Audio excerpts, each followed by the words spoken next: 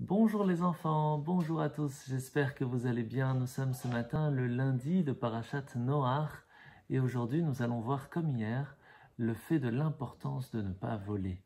Vous imaginez bien que le fait que Dieu a pris la décision de détruire le monde, tout cela à cause du fait que les gens volaient les autres sans aucune permission.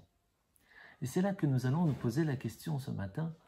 Est-il possible de se rattraper, de faire teshuva si on a volé quelqu'un?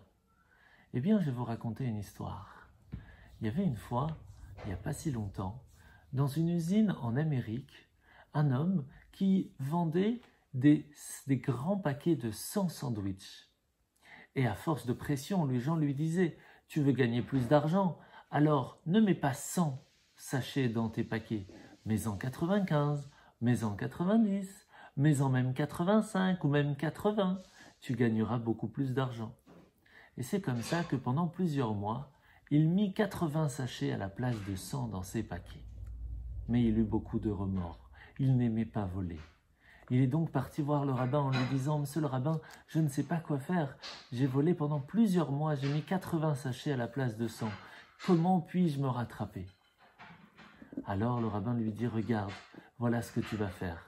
À la place d'en mettre 100 seulement, tu vas en mettre 120 pour que si quelqu'un, une fois, avait acheté un paquet de 80, il retrouve les 20 que tu lui as pris. » Et c'est comme ça que pendant plus d'1 an, il va mettre 120 sachets dans chaque paquet de sandwich. Quelque temps plus tard, un journaliste vient pour faire une enquête dans son usine. Et c'est là qu'il se rend compte que dans chaque paquet, il y a 120 sachets. Cela lui fit une publicité tellement grande qu'il gagna encore plus d'argent qu'avant, car il vit qu'il donnait à tout le monde même plus que ce qu'il prévoyait.